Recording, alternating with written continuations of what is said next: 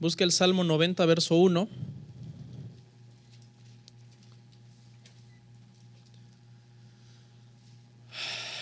Aleluya. Salmo 90, bienvenidos todos. Versículo 1 y 2. ¿Lo encontró? ¿Sí? Vamos a leerlo, hermanos. Dice la palabra: Señor, tú nos has sido refugio de generación en generación. Antes que naciesen los montes y formases la tierra y el mundo, desde el siglo y hasta el siglo, tú eres Dios. Oremos.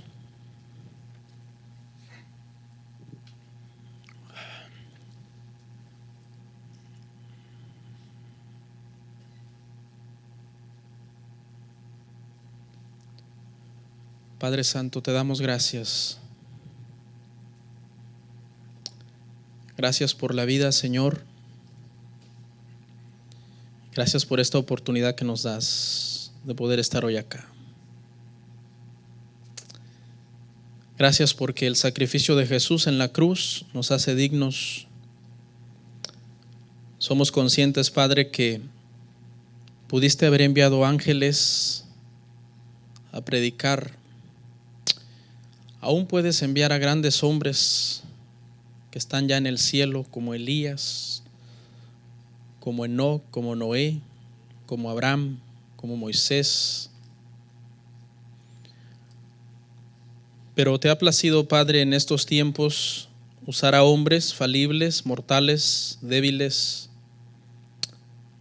pero que con la ayuda de tu gracia, Padre, de tu sabiduría, podemos, Señor, abrir las Escrituras a la congregación para que la congregación sea edificada, Padre. Te pido que me ayudes en este tema que hablaremos el día de hoy y te pido que bendigas a todos los hermanos aquí presentes. Amén. Pueden sentarse, hermanos.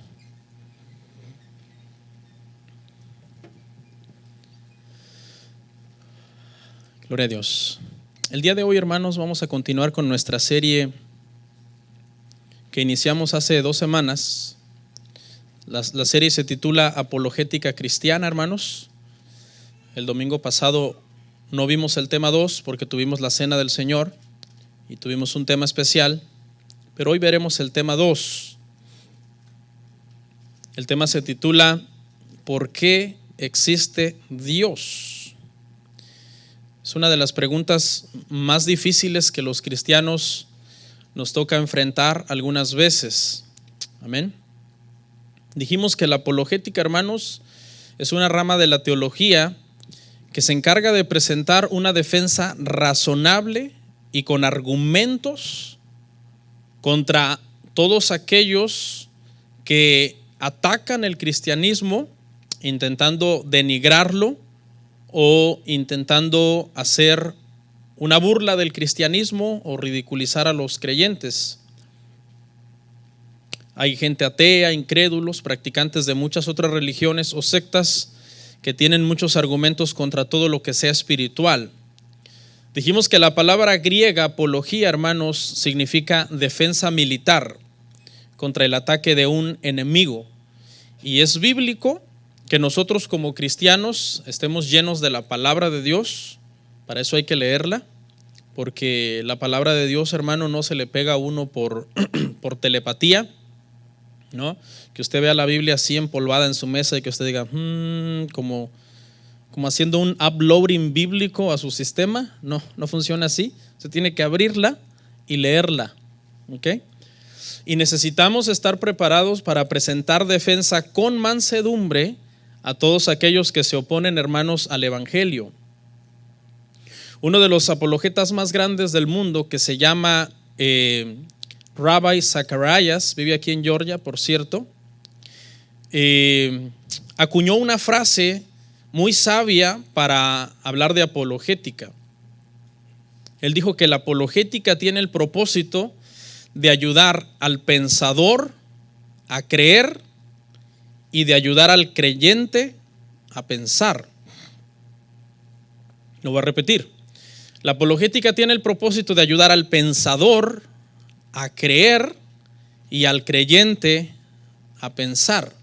Esto ilustra a la perfección lo que es apologética en estos días, porque la gente que es demasiado pensadora, demasiado filosófico, demasiado analítico, que lo quiere basar todo en el método científico, en el razonamiento, en la lógica, no cree. Porque ellos ven a los cristianos como un grupo de personas religiosas, ignorantes, que nos reunimos en un lugar en donde el pastor nos tiene bien terapeados para sacarnos la plata y nos echa unas 2 que 3 terapias ahí espirituales y ya pues somos un montón de personas ignorantes que no tenemos ningún argumento lógico e inteligente desde el punto de vista de ellos para que nosotros defendamos el cristianismo. ¿Pero qué cree? Que no es así. Hay muchos pensadores, gente muy sabia en la historia de la humanidad, que eran creyentes de las cosas espirituales y de Dios. Repito el lema: ayudando al pensador a creer y al creyente a pensar. Este es el segundo problema que tenemos hoy día. Los creyentes no quieren pensar. Los creyentes no quieren leer, no quieren documentarse. Los creyentes lo único que quieren decir es amén a todo lo que oyen. Como que el creyente ha entendido hoy día que eso de predicar y eso de entender la Biblia es un trabajo del pastor y no mío. A mí lo que él me diga, yo digo amén y se acabó. Y no es así. La Biblia es el alimento espiritual para nosotros los creyentes. Y necesitamos comer la Biblia para estar bien alimentados espiritualmente. Exactamente, hermanos, del mismo modo que usted cuida su cuerpo con alimentos. Esa necesidad física que su cuerpo tiene de alimentos es la misma necesidad espiritual que su espíritu tiene de palabra. Cuando usted no se alimenta con la palabra y a todo dice amén, entonces usted se desvía, empieza a creer, hermano, en herejías, empieza a practicar cosas que no son bíblicas, porque nunca se ha usted parado a cuestionar y a decir, ¿en qué parte de la Biblia está basado lo que hacemos nosotros en la iglesia?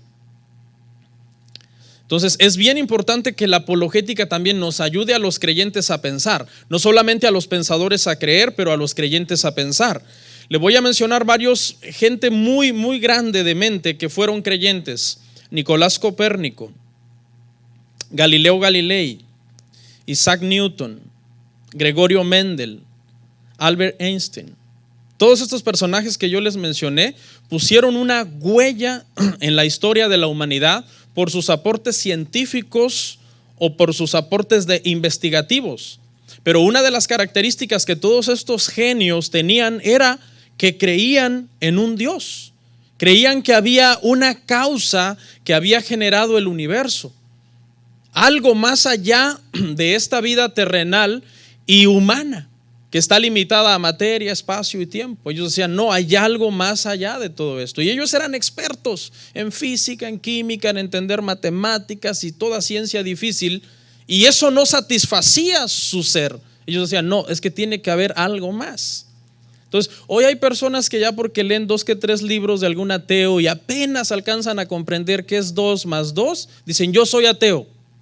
Por favor, si las mentes más brillantes del pasado creyeron en Dios, y tú porque ves algunos 2 que 3 videos en YouTube de los ateos, ya crees que eres ateo. Entonces fíjese, el día de hoy, hermanos, tenemos un reto bien difícil, una pregunta bien difícil: ¿quién es Dios? Nuestro tema 1 fue ¿por qué existen tantas religiones? Hace 2 semanas dijimos que ese es un argumento que muchos usan contra el evangelio. Lo pueden ver, ese fue el tema número 1 de esta serie. Pero en estos días, hermanos, nosotros necesitamos estar muy preparados en la palabra, porque vivimos en el tiempo de la informática, en el tiempo donde ahorita es pecado ser ignorante, hermanos. Mire lo que dijo Richard Dawkins en su libro Dios es solo una ilusión. Este hombre es uno de los ateos más prominentes de estos días. Sacando de contexto algunos versículos de la Biblia, Richard Dawkins califica a Dios con los siguientes calificativos, valga la redundancia. Dice que Dios es un loco controlador. Algo así que en inglés sería como un control freak. Alguien desequilibrado, una persona, un control freak es alguien desequilibrado que quiere que siempre se haga lo que él dice, como él dice y a la hora que él dice. Es una persona que te controla en todo Y no puedes hacer absolutamente nada si Él no quiere. También lo califica como un ser sediento de sangre, que mandaba matar a todos aquellos pueblos que no le agradaban. Obviamente sabemos que en la Biblia existen pasajes muy duros, así se le conocen dentro de la teología a estos pasajes, como los pasajes duros, los pasajes difíciles. Pero sabemos que haciendo un estudio de esos textos y entendiendo el propósito general de toda la Biblia y de la redención que Dios planeó desde antes de la fundación del mundo, esos pasajes tienen sentido, estudiándolos en su contexto. Richard Dawkins también dice que Dios es un racista, que hacía énfasis en proteger y beneficiar a ciertas naciones y a ciertas razas y menospreciaba y traía juicios terribles sobre otras naciones. Esto también es una mentira, porque cuando nosotros estudiamos el contexto sabemos que aunque Dios favoreció muchas veces a Israel por ser su pueblo escogido de donde nacería Jesús, también en muchas ocasiones les trajo severos juicios sobre ellos por su rebelión o por su pecado. Lo cual nos lleva a deducir que Dios no juzga a las naciones por raza o por nacionalidad, valga la redundancia, sino por el pecado. Esa es la explicación. Que Dios era tolerante con alguna nación por su pacto, eso no quiere decir que les toleraba el pecado. Cuando los sacó de Egipto, toda la generación que salió de Egipto, solamente 2 entraron a la tierra prometida y todos los demás, que eran aproximadamente 2 millones de personas, murieron en el desierto. Solo entró Josué y Caleb. Entonces Dios no hace acepción de personas en ese sentido. Otros lo acusan de misógeno. Una persona misógena es alguien que tiene un odio natural por la mujer. Porque, ¿por qué Dios creó primero a Adán? ¿Por qué no creó primero a Eva? ¿Por qué las mujeres no eran contadas en algunas tribus y los hombres sí?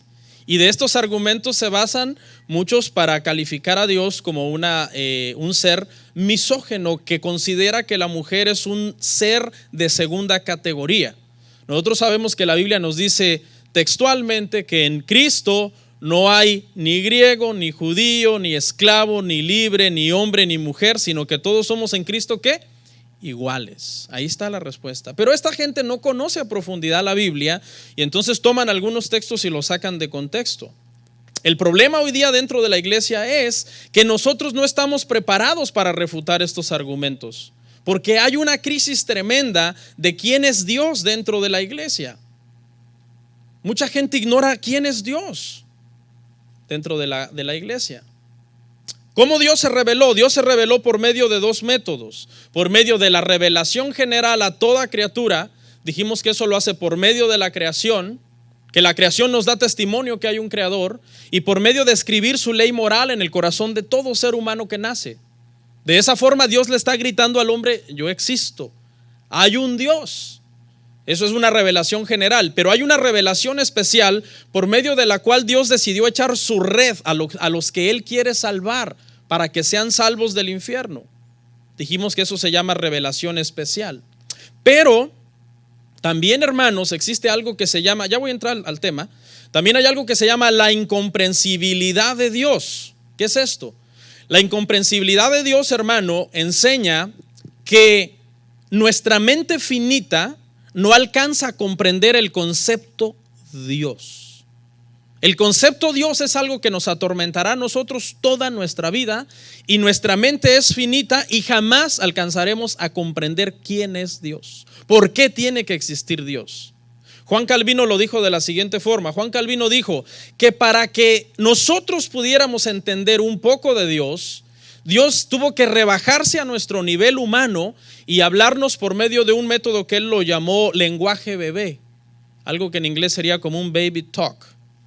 Dios se rebajó de su nivel de Dios y comenzó a hablarnos por medio de un lenguaje bebé para que nosotros lo entendiéramos, lo cual tiene mucho sentido, porque usted no se va a poner a darle un gran discurso de teología a un niño de 1 año o 2 años. Usted le va a hablar según su capacidad del niño. Usted le va a decir: mira, es que un día en el jardín del Edén estaba Adán y Eva, y es quizás lo máximo que alcanza a comprender. Usted no le va a comenzar a hablar de un montón de términos difíciles y palabras grandes que quizás el bebé no le va a entender. Claro que no le va a entender. ¿Qué hizo Dios entonces? Dios usó un lenguaje para que nosotros pudiéramos entenderlo. Vamos a Isaías 55:8, por favor. 9, ya vamos a entrar en materia. Les pido por favor que nadie vaya a estar en su celular, hermanos, en su tablet, en su iPad. Si yo veo a alguien distraído, yo de aquí arriba le voy a llamar la atención, lo siento mucho. Isaías 55 del 8 al 9, porque mis pensamientos no son vuestros pensamientos, ni vuestros caminos mis caminos, dijo Jehová.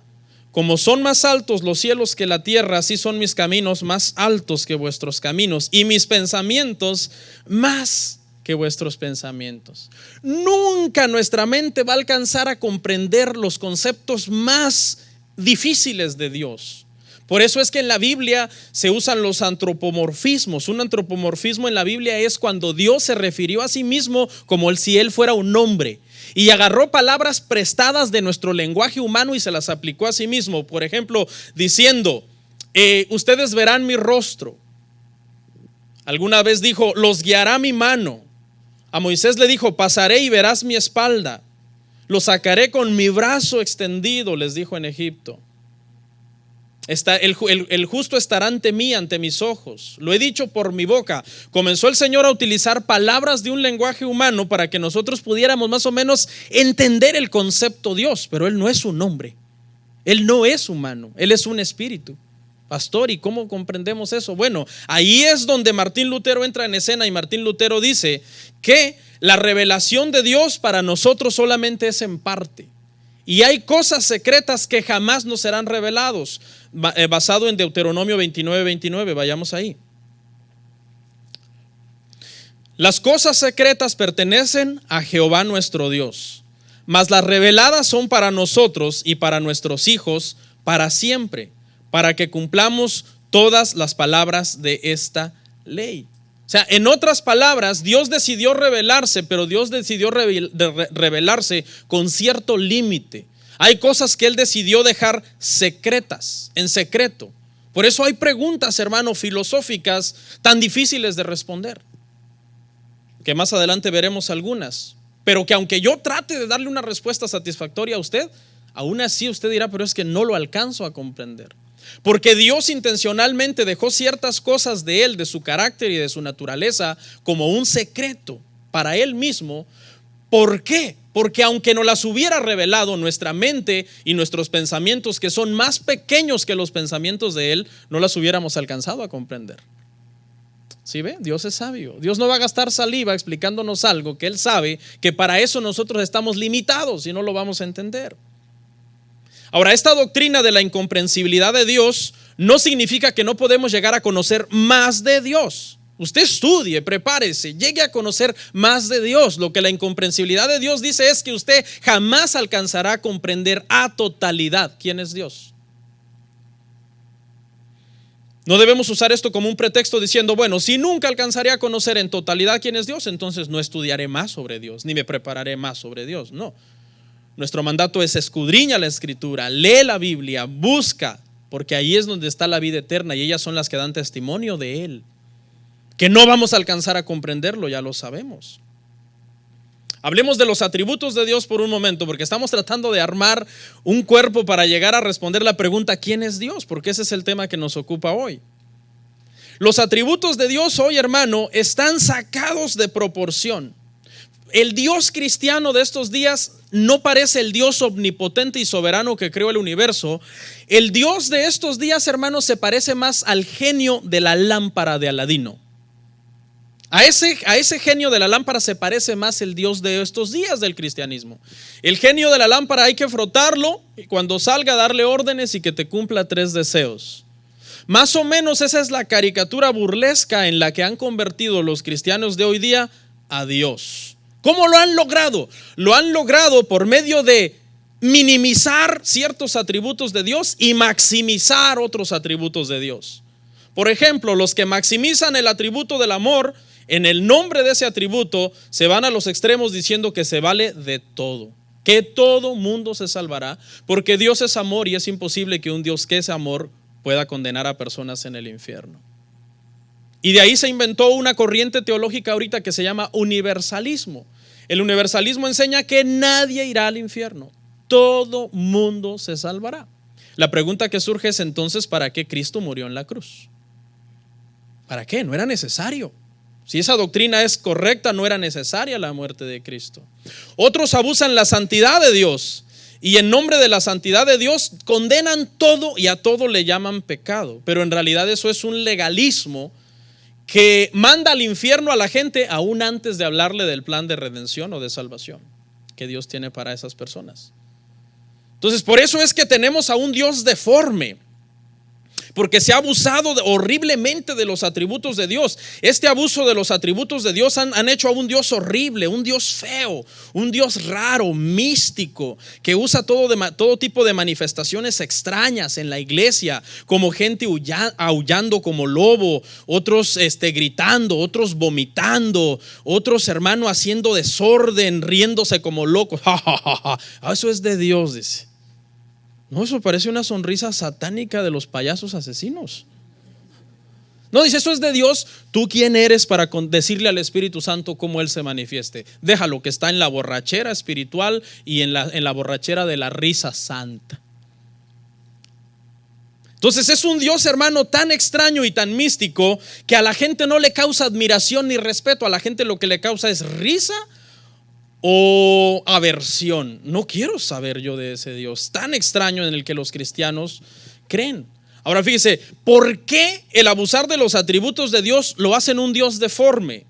No necesitamos ser unos genios. Mire, la belleza es cuestión de armonía. Es cuestión de armonía entre los atributos del cuerpo que la persona tiene.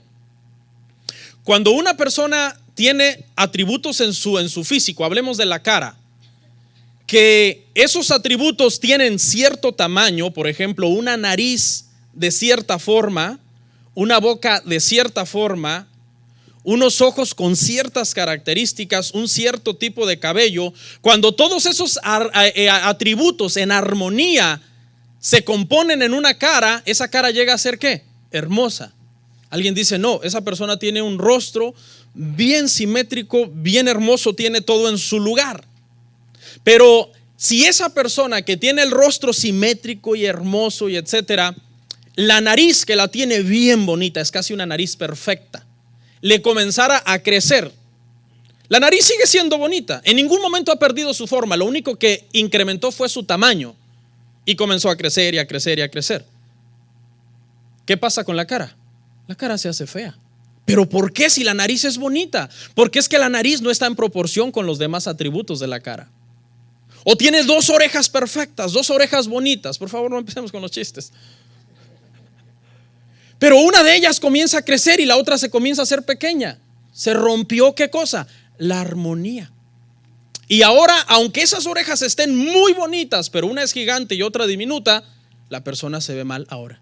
Es exactamente lo mismo que pasa con Dios. Cuando nosotros agarramos un atributo de Dios y lo hacemos grandísimo, solo es amor. Dios solo es amor. Y agarramos el otro de que Dios es santo y lo hacemos pequeñísimo. No, es que Dios sí es santo, pero Él es más amor que santo. Entonces, sí, Él no le gusta el pecado, pero cuando se trata de balancear su santidad y su amor, pesa más su amor, porque su amor es más grande, por lo tanto no te condenará. Es ahí cuando hacemos a un Dios horrible, deforme, místico, raro, que se parece más al genio de la lámpara de Aladino y no al Dios de la Biblia. Ese es el problema hoy día en las iglesias cristianas. La gente ha sacado de proporción los atributos de Dios y lo han hecho un Dios deforme. Ese es el Dios hoy de la iglesia cristiana, hermano. Y si la iglesia comienza a hablarle bien a la gente de los atributos de Dios, del verdadero Dios de la Biblia, se van. Porque ellos no quieren saber del Dios de la Biblia, porque el Dios de la Biblia está irado contra el pecador. El Dios de la Biblia es santo y no tendrá por inocente al culpable.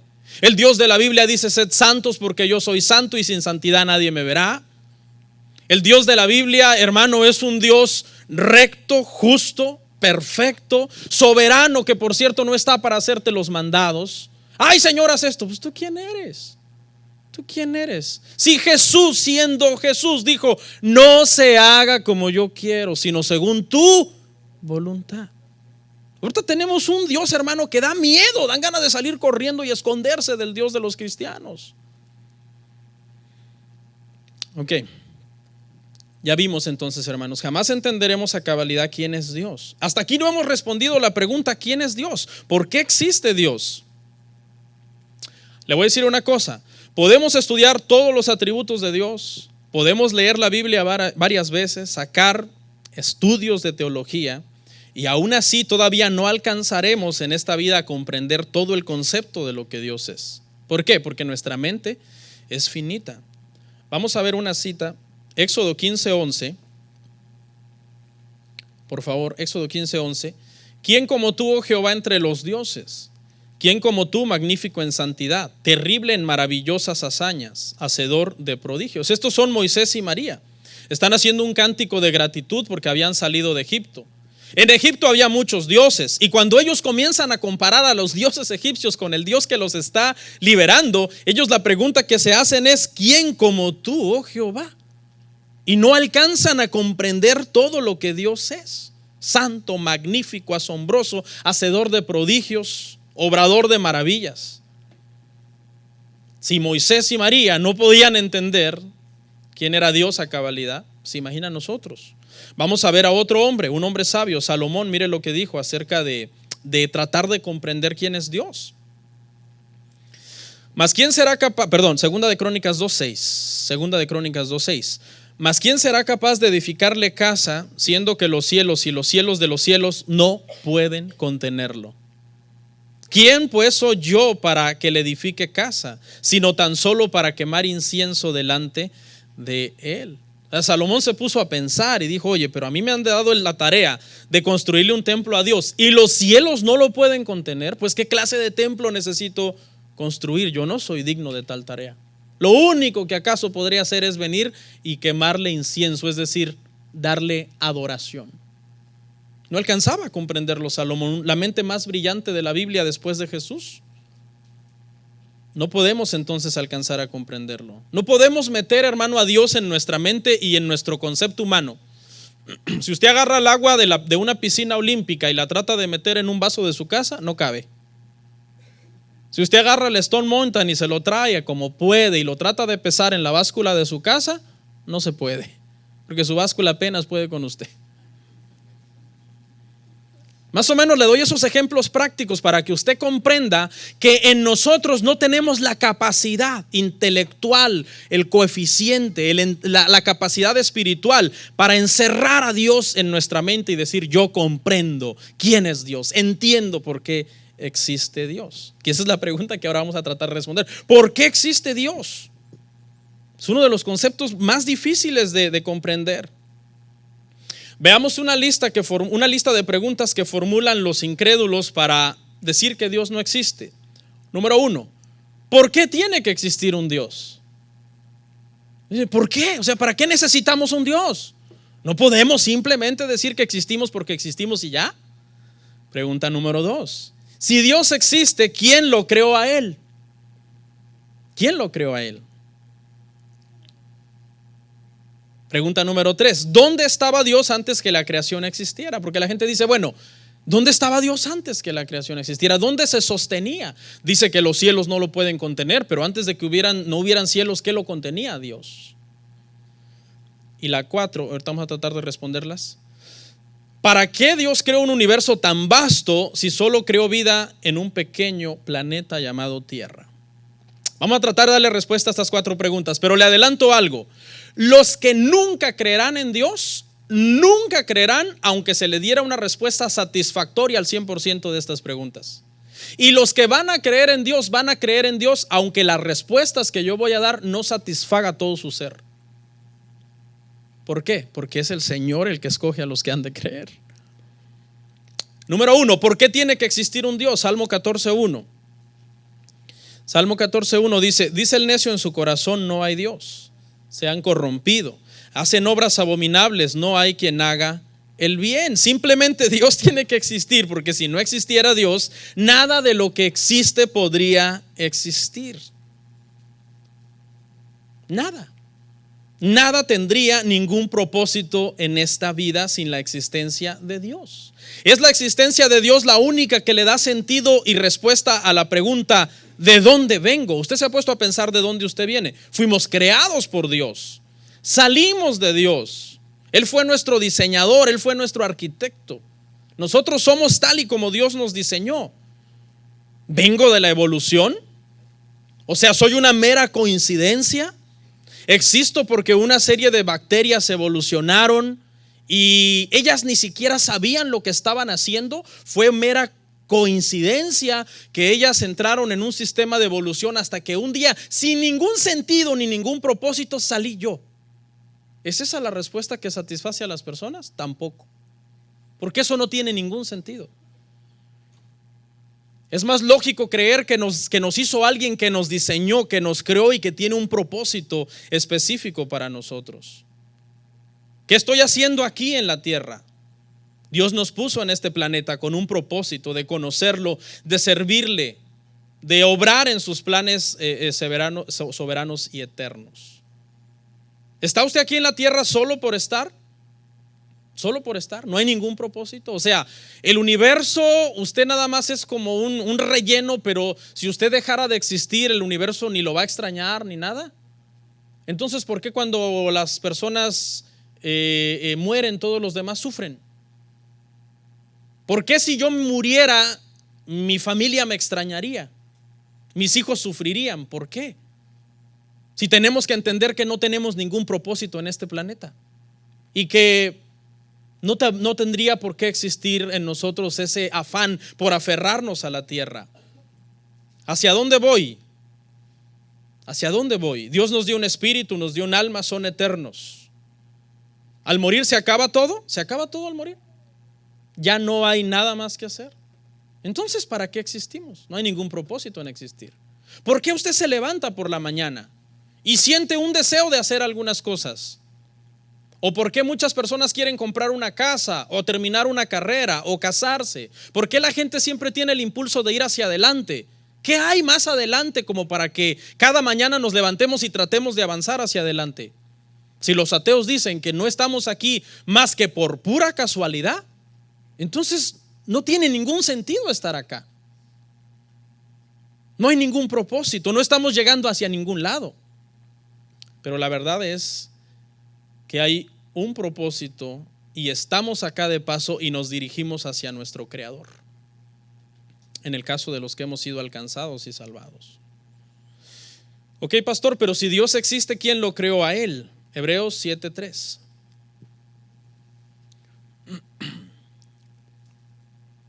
Hebreos 7:3. Sin padre, sin madre, sin genealogía, que ni tiene principio de días ni fin de vida, sino hecho semejante al Hijo de Dios, permanece sacerdote para siempre. A Dios nadie lo creó.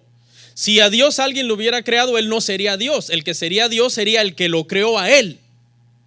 Entonces, Él es eterno. Dios no nació un día ni apareció un día y entró en escena. No, Él ha existido siempre. Dios no se va a enfermar, ni a envejecer, ni a morir un día. Él es eterno. Cuando nace un bebé, ¿cómo le llamamos al bebé? ¿Nació qué? Nació una criatura. ¿Han oído esa expresión? Ese concepto de criatura da a entender que hay un ¿qué? Un creador. ¿Los creadores de esa criatura fueron los padres? No. Ese concepto criatura, hermano, es tan profundo. Dios no es criatura, Dios es creador. Es eterno, Él no tuvo principio de días ni tendrá fin de vida. Por eso es que los seres humanos nos llamamos seres humanos. ¿Y Dios cómo se llama? ¿Ser qué? Ser supremo. Él es diferente. Esa palabra supremo significa que no hay nadie como Él. Por eso cuando alguien es en una compañía, alguien es el jefe supremo. Pueden haber varios jefes, pero hay uno que es el jefe supremo de la compañía. Eso significa que en esa compañía no hay nadie como Él. Él es la máxima autoridad. En ese sentido se aplica el término que Dios es el ser supremo, en el sentido de que no hay nadie como Él. Los conceptos de ayer, hoy y mañana no existen para el Señor. Él es eterno. Nosotros vivimos en el tiempo y hablamos del pasado, del presente y del futuro, pero en Dios eso no existe. Una de las cualidades de la eternidad es precisamente que no hay ¿qué? No hay tiempo. Por eso se llama eternidad. No hay día, no hay noche, no hay estaciones del año. Es un presente eterno. ¿Ha usted de cuenta que este momento, ahorita que estamos acá, que son las 12:16 de la tarde, no avanzara nunca más el reloj y nos quedáramos en un presente eterno? Esa es la dimensión en la que habita Dios, una dimensión de eternidad. Que la eternidad es uno de los conceptos filosóficos también más difíciles de alcanzar a comprender. ¿Por qué? Porque nuestra mente está limitada. El hecho de que Dios es eterno debe de ser para nosotros una fuente de consuelo, porque Él es perfecto, Él es eterno. Nuestro Dios, hermanos, nunca se nos va a enfermar, ni a debilitar, ni a envejecer, ni a caer hospitalizado. Nunca se le sale nada de control. Todo lo que pasa está fríamente calculado desde la eternidad. Yo veo cristianos que a veces les pasa algo y se descomponen. ¡Ay, lo que me está pasando! Si Dios está en control de todo. Es más, Él lo permitió. Él lo permitió. ¿Cuándo maduran más los cristianos, hermano? ¿Cuando todo está bien o cuando todo está mal? Cuando todo está mal. Hay desiertos que Dios trae porque nos quiere procesar, nos quiere madurar. Si usted nunca quiere pasar por problemas o por situaciones difíciles, usted se va a quedar como una persona inmadura, una persona débil, que su carácter nunca fue procesado ni formado. Los desiertos tienen un propósito hermoso en nuestra vida. A veces en ese desierto sientes que Dios no está y sientes que no te lo mereces y sientes que está muy duro y que el oxígeno cuando lo respiras pesa y que no lo puedes procesar en los pulmones, pero Dios está en control. Ahí muriendo te dobla rodillas y dices, tú estás en control. Qué tremendo. Porque es que Él no es un Dios débil ni enfermo. Él es un Dios que tiene todo bajo control. Es un Dios que habita en la eternidad. Que es la siguiente pregunta: ¿dónde estaba Dios antes de hacer la creación? Isaías 55:17. Isaías 57:15. ¿Dónde estaba Dios antes de hacer la creación? Isaías 57:15. Porque así dijo el alto y sublime, el que habita la eternidad y cuyo nombre es el Santo. Yo habito en la altura y la santidad. ¿Y con quién más? Y con el quebrantado y humilde de espíritu, para hacer vivir el espíritu de los humildes y para vivificar el corazón de los quebrantados. O sea, toda la creación física tuvo un principio. Génesis 1:1. En el principio creó Dios los cielos y la tierra. Pregunta: ¿qué era antes del principio? Antes del principio era Dios. ¿En dónde, pastor? En la eternidad. ¿Qué es la dimensión física en la que vivimos? Es tiempo, materia y espacio. La dimensión espiritual no tiene esas tres características. Allá es donde está Dios. Pastor, ¿y desde cuándo está Dios ahí? Desde la eternidad. ¿Qué significa eso, pastor? ¿Desde cuándo? No lo entiendo, no lo comprendo. Pastor, ¿hasta cuándo estará Dios ahí en la eternidad? Deme más o menos un aproximado en billones y trillones de años. No puedo, es para siempre. No tiene límite de tiempo. Póngase a pensar que usted también es eterno. No con los mismos atributos de Dios, pero el alma, el espíritu son eternos. ¿O vamos a pasar la eternidad con Dios o separados de Dios? No necesita creación física para poder existir. La misma presencia de Dios forma una eternidad en la cual Él mismo habita y en la cual Él mismo se sostiene, porque Él es eterno. 4, hermanos. 4.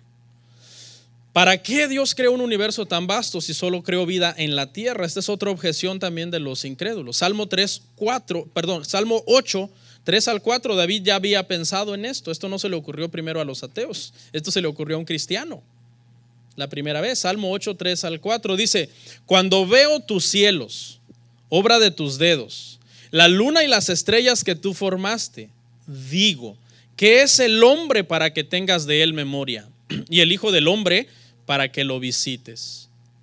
Imagínese a David en el campo en una noche, hermano, llena de estrellas y la luna, y hermano, pastoreando sus ovejas. Y cuando él empezó a meditar y adorar a Dios, por un momento el Espíritu Santo lo llevó a comprender y a comparar el tamaño del hombre con el planeta Tierra, con la luna, con las estrellas. Y David dijo: pero ¿quién es el hombre entonces? ¿Quién es el hombre para que tú? O sea, somos tan pequeños en este universo. ¿Cómo es posible que Dios tenga cuidado de nosotros? Es precisamente eso lo que hace a Dios grande. La grandeza del universo habla del carácter de Dios, de su majestuosidad. Dios es inmenso, majestuoso.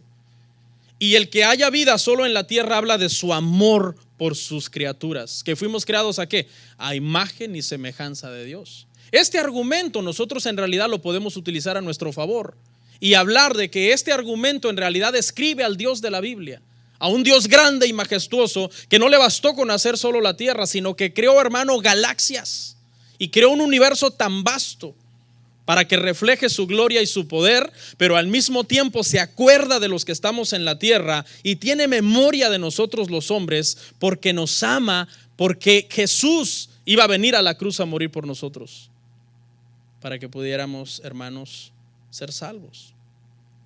El gobierno gasta millones de dólares, hermano, tratando de buscar vida inteligente en otros planetas. Hasta el día de hoy no la han encontrado. Sus recursos no les alcanzan para ir a otros planetas demasiado distantes, a muchos años luz, en donde ni tienen ni la capacidad ni el dinero. Pastor, ¿hay vida en otros planetas? No sé. ¿No le dije que hay cosas misteriosas que Dios las dejó en secreto para él?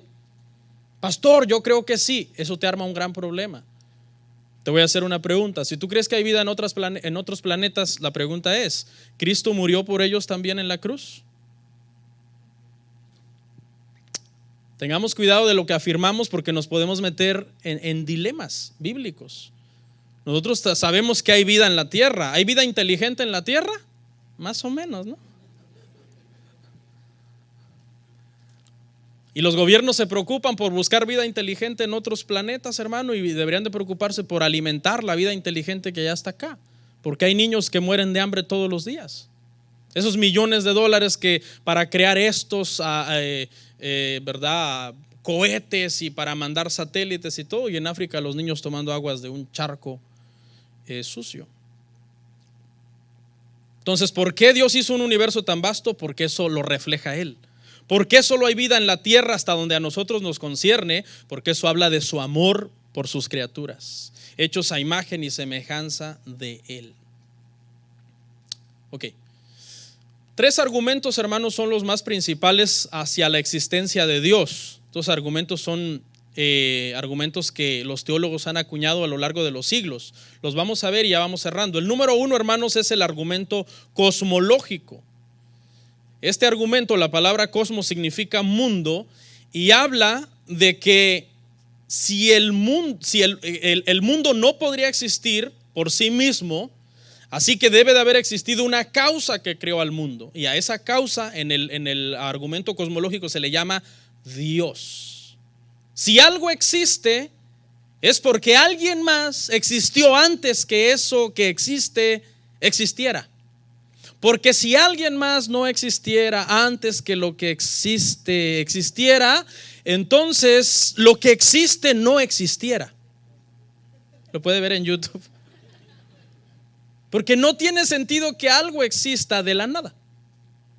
Así que alguien tuvo que existir antes de eso. Hay 3 objeciones que este argumento le dan los ateos. Número 1, dicen que el universo es eterno.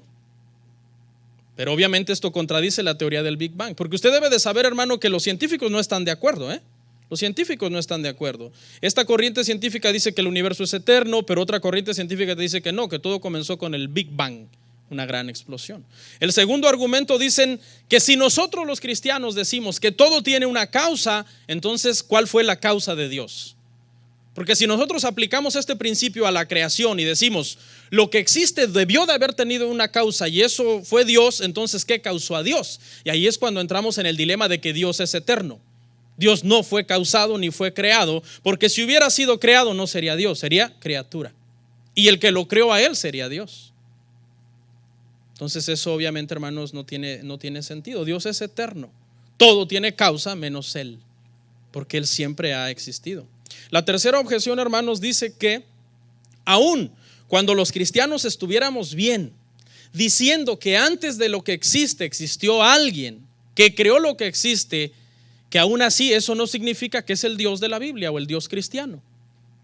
Que sí, a lo mejor existe alguien que creó todo lo que existe, pero que no aseguremos que es el Dios de la Biblia, porque la Biblia es un libro lleno de errores y contradicciones escrito por hombres.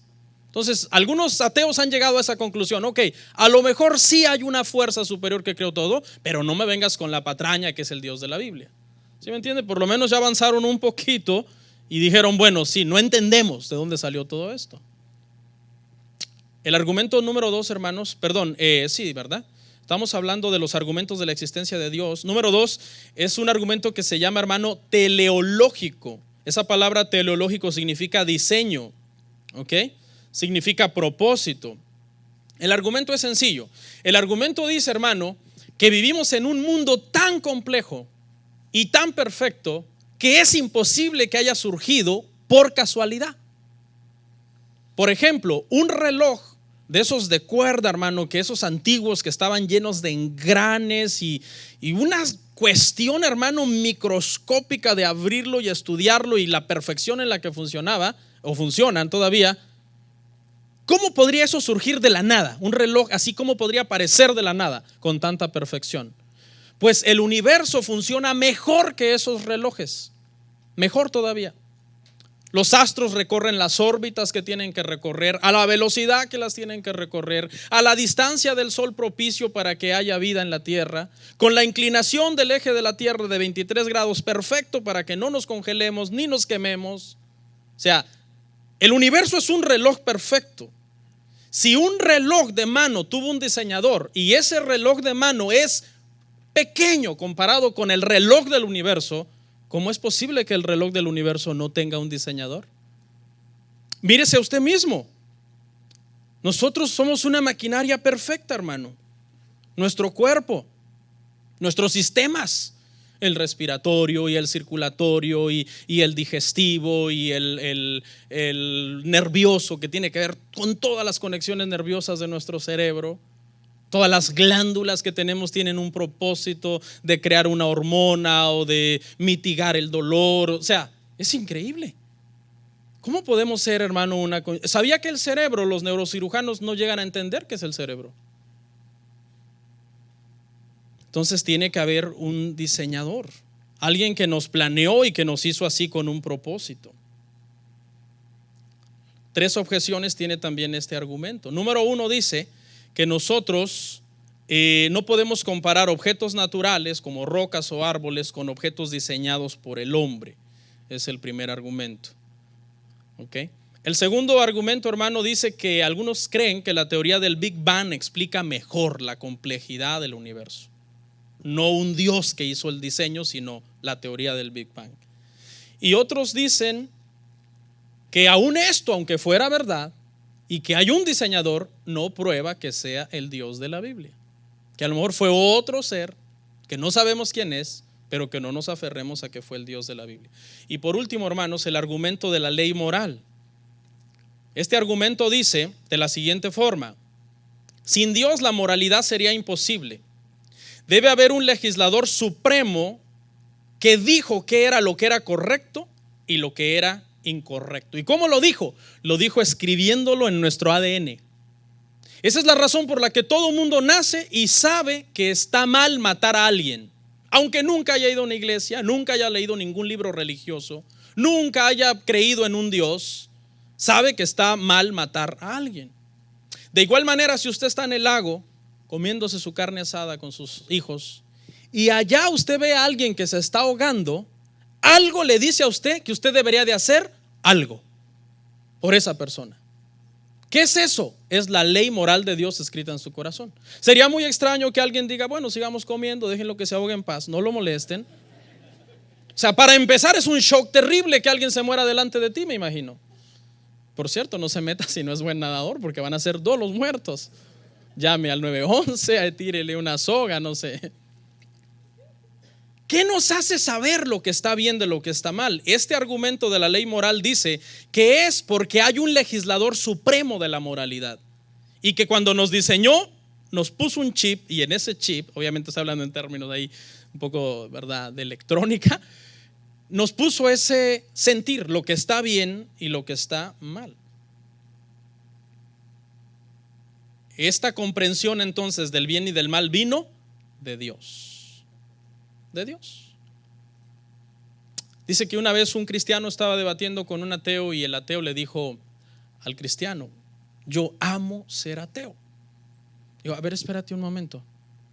O sea, ¿tú amas? ¿Qué es el amor? Explícame qué es el amor.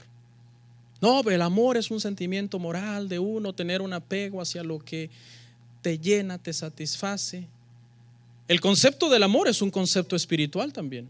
¿Dios es qué? Dios es amor. Todos los seres humanos sabemos amar porque Dios nos instaló eso en nuestro sistema. O sea, aún los ateos, aún en su mismo nombre llevan la palabra Dios. Ateo, sin teos, Dios. Un hombre dice que una vez estaba disertando en un lugar que estaba lleno de ateos.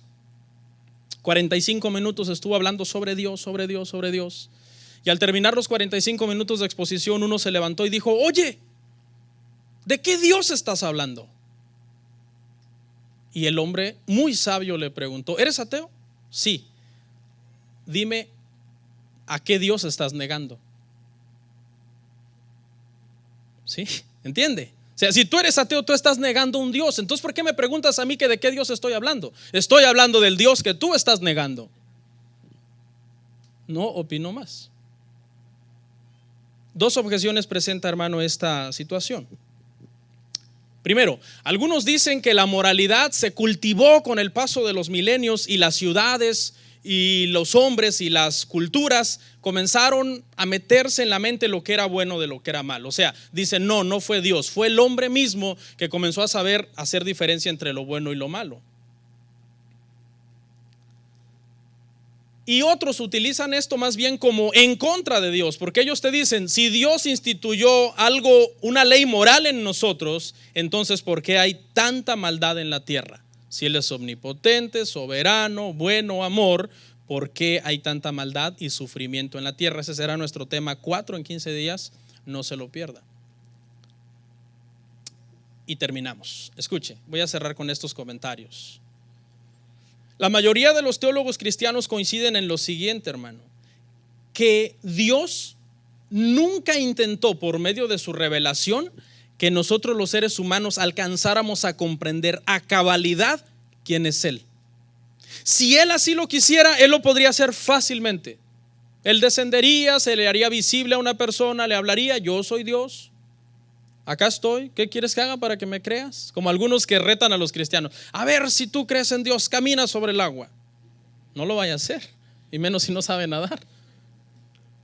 Porque los ateos, a ver, he visto hasta ateos que dicen: si hay un Dios, ahorita lo voy a maldecir en alta voz. Y si hay, que me mande un rayo ahorita. Y empiezan a maldecir a Dios. A ver, quémame, mátame con un rayo. ¿Dónde estás? ¿Dónde estás? ¿Ya vieron, cristianos?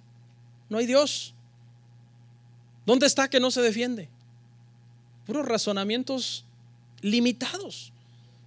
Porque si Dios quisiera, si esa fuera su voluntad de revelarse plena y totalmente a alguien, Él lo haría. ¿Habrá algo imposible para Él? ¿Por qué no lo hace entonces? Porque no quiere. Porque Él así lo decidió. Charles Spurgeon lo dijo de la siguiente forma. Charles Spurgeon dijo: un hombre puede estudiar muchas ciencias y hacerse experto en muchas materias. Un hombre se puede ser experto en química, física, matemáticas, psicología, lo que sea. Al terminar sus estudios puede decir: soy un experto en esta materia. Pero dijo Spurgeon que un hombre puede pasar estudiando toda su vida para tratar de entender es Dios. ¿Quién es Dios? Y que al final de sus estudios lo único que puede decir es: no sé nada. Porque esa es una verdad. No sé nada. ¿Quién es Dios? El concepto Dios es demasiado grande, yo no lo alcanzo a comprender. Salomón, el hombre más sabio de la Biblia, dijo, cuando por fin ya llegó a sus últimos días y escribió el libro de Eclesiastés: vanidad de vanidades, todo es vanidad. Salomón no alcanzó a entender bien quién era Dios. Le bastó al final decir: lo único que sé es que de todo lo que hagamos en esta tierra hemos de dar cuentas a Dios. Salomón no lo entendió. Salomón pasó por grandes crisis, hermano, a los últimos años de su vida. Hubo un momento en Eclesiastés 2:17, no lo traje, que hasta él dice: estoy harto de la vida, aborrezco la vida. Vanidad de vanidades, todo es vanidad. El sol sale una mañana y se pone por la tarde. ¿Se ha puesto a pensar en eso? Hoy el sol salió, al rato se pondrá. Mañana temprano saldrá y en la noche se pondrá. En 100 años el sol saldrá y en la tarde se pondrá. Y Salomón se cansó y se hastió de eso. Y tuvo una crisis por un momento humana, de no alcanzar a comprender quién es Dios. Hasta llegó a decir: no hay ningún propósito en las cosas por las que el hombre se afana debajo del sol. Yo probé de todo, dijo él, y nada me ha traído satisfacción. ¿Ok? Entonces, ¿cuál es el propósito de la existencia de Dios? Dios no tiene propósito de existencia. Si Dios tuviera un propósito de existencia, eso significaría que alguien lo creó y lo diseñó y le dio un propósito a él. Él es simplemente Dios. ¿Por qué existe Dios? ¿Por qué existe Dios? Una de las respuestas más brillantes las da el doctor R.C. Sproul. Él dice: la respuesta es al mismo tiempo muy fácil y al mismo tiempo muy compleja, y es una sola. Y la respuesta es: ¿por qué no? ¿Por qué no? O sea, ¿tú quién eres para decir por qué existe Dios? ¿Quién eres? La respuesta es: ¿por qué no? ¿Qué información tú tienes? ¿Qué intelecto tú tienes? ¿Qué capacidad tú tienes? ¿Has viajado a otros universos? ¿Has ido abajo del mar? ¿Sabes dónde están fundamentadas las montañas? ¿Se acuerdan cuando el Señor cuestionó a Job? Dime tú quién eres. Nosotros no deberíamos de andar con la ansia de por qué existe Dios, sino simplemente decir: todo da tanto testimonio que la respuesta correcta es: ¿por qué no? ¿Por qué no? Blas Pascal dijo lo siguiente, y con este comentario termino. Escuche, Blas Pascal dijo: es preferible, ponga atención, es preferible creer en un Dios que según los demás no existe, que equivocarme no creyendo en un Dios que sí existe. Esa respuesta fue de Blas Pascal. Por ahí anda un video viral que se hizo viral de un tal pastor Bullón, que él da esa respuesta a una reportera, pero esa respuesta no es de él. Esa respuesta es de Blas Pascal. Él dijo eso. Él dijo: si yo viviera toda esta vida haciendo bien las cosas, viviendo moralmente correcto, apartándome de todos los vicios, siendo el mejor ser humano, el mejor esposo, el mejor padre, y al final yo muriera y como ustedes dicen no existe Dios, ¿qué perdí? No perdí nada. Pero si yo vivo en la inmoralidad, en los caminos de mi vida, haciendo lo que yo quiera, y al final muero y si existía Dios, lo perdí todo. Oramos.